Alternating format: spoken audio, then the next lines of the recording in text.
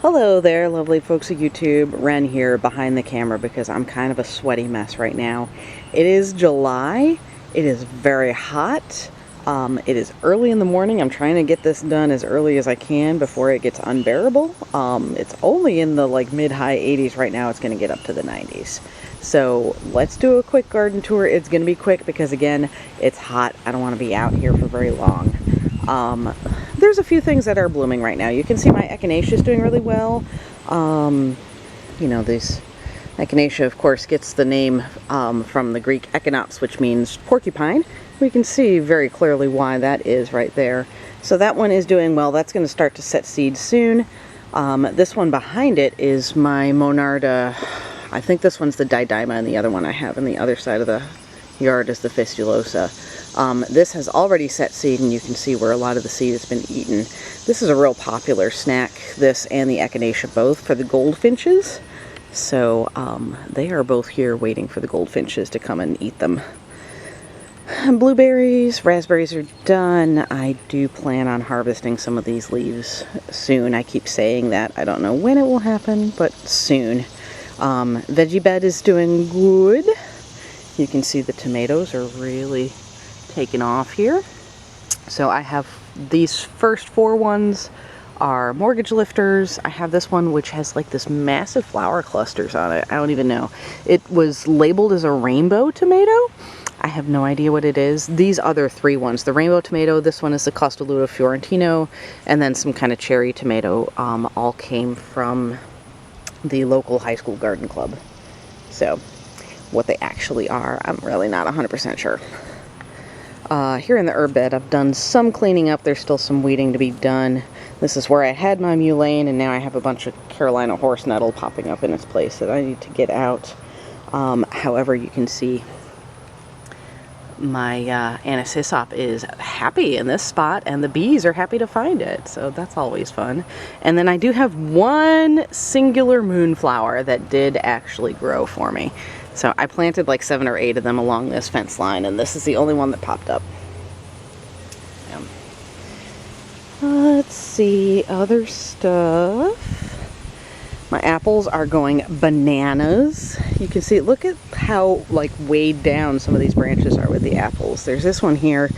There's another one on this Albemarle pippin, which is just ridiculous. I need to get something out here. I need to figure out some way to kind of jerry rig and prop up these branches because this is just bad. Yeah, it needs to be fixed. So, and then this one also has a lot of stuff weighing it down as well, but the apples on this one are a lot smaller, so it's not quite as bad. My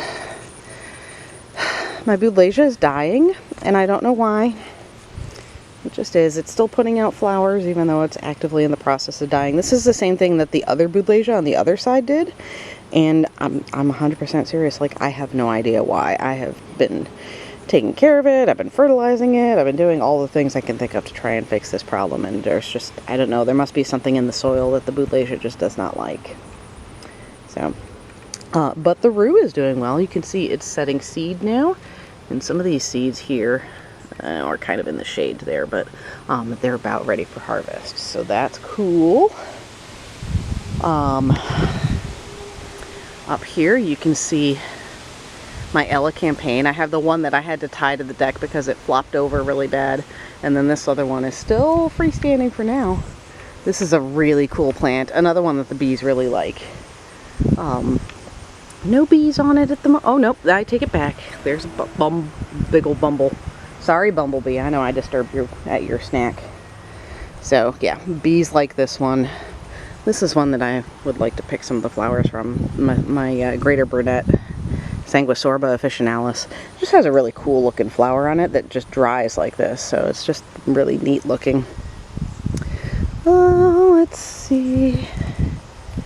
Going back here into the shade of my neighbor's tree. You can see my sweetgrass. Really, I should be harvesting some of this. I never did harvest it. I also need to kind of move back some of my aster that's kind of covering over the sweetgrass too. But I do have a little phlox back there that popped up. I tried moving that phlox out of that spot, and apparently there was a piece that got left behind. And the one that got left behind is doing great. The one that I moved ended up dying down. So it likes that spot better, so I'm just going to leave it there. You can see I have my gooseberry here, which is getting a lot of weeds around it, but the gooseberry is doing well, and as is the datura that popped up behind it, which I am not digging out. And then I have these two mullein here, which are also doing well. I don't think they're going to bloom for me. Not this year, because they just popped up this year, but we'll see. Blackberries, I mean, I did get some blackberries off of this plant, but the birds got most of them because I just never bothered to put netting on it. There's a lot of weeds in here that need to be dealt with. Yeah. Weeding is hard at this time of year because it's just so freaking hot. But stuff in pots is doing well. You can see I have a lavender here. I do have lavender in my front yard. It grows really well by my driveway where it's hot and dry. But this one in the pot is also doing well. I just planted it this year. It hasn't bloomed for me in the spring. It might still put out some flowers later. We'll see. And then this sage is also doing really well. Sage is another one that does not like my soil. It's too heavy, too clay. Same with the hyssop. Hyssop is doing well. I have lots of flowers on it. I should probably harvest some of that before it gets too far away from me. So, there's another phlox back here. A different color one, but you can see, oh my gosh, where my mugwort is just like flopped over. I need to harvest some of that just to get it off of my other plants. And then of course lots of weeds growing amongst all my pennyroyal in here. I think this, yeah, good. Later on in the day, this path of flagstones is going to get literally too hot to walk on, but right now it's still doable. So, here we go. You can see I have a hydrangea that is starting to set some flowers here, so it's a nice blue color this year. Probably from all the pine branches I put down underneath it, acidifying the soil. So, agrimony is getting lots of little seed pods on there. So I'm going to be harvesting those seeds really soon. Gardenia is just about done. There's like a little flower hiding in there every here and there, but for the most part that's done. Oh, yeah, I don't know if you guys can see it. It's kind of far away, but there is a catbird that is actually perched on my garden bench that was probably looking at my pond to get something to drink. The birds love to come to my pond to get water, which is great because that's part of the reason why I have the pond, is for the wildlife there. Yeah, it's moved onto the fence over here. I don't think you're gonna give a good look at it. Catbirds are kind of cool. They only live here in the south, mostly gray, but they have a black stripe on their head. And their cry sometimes sounds like a cat. They make like a meow kind of sound, which is really fun, which is where they get their name. So. Anyway, pond is doing well. Pardon the sound of my heat pump here in the background. I don't know if we'll... Oh! I saw a fishy. I saw a fishy. Did you dive back down again? I think you did. So, you can see the lily pad is really spread out there. I'm guessing I'll probably get a flower somewhere. There's the fishy again. I actually have several fish in there, but only one of them, they're all just feeder goldfish. Only one of them is actually orange. The rest of them are kind of like that grayish color, which, you know, it wasn't what I intended, but it worked out well because those fish are a lot harder to spot, which means it's a lot harder for the predators to get to them, so.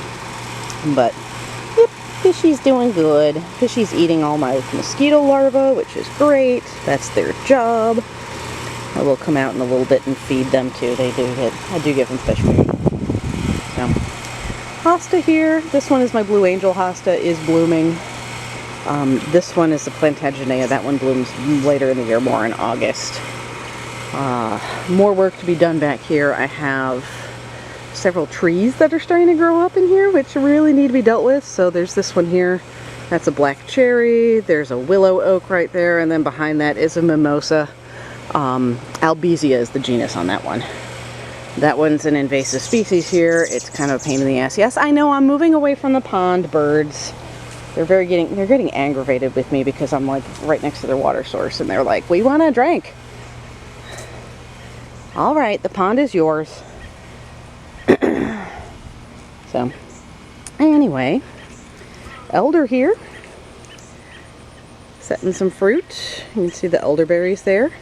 I don't usually harvest these. I leave these for the birds.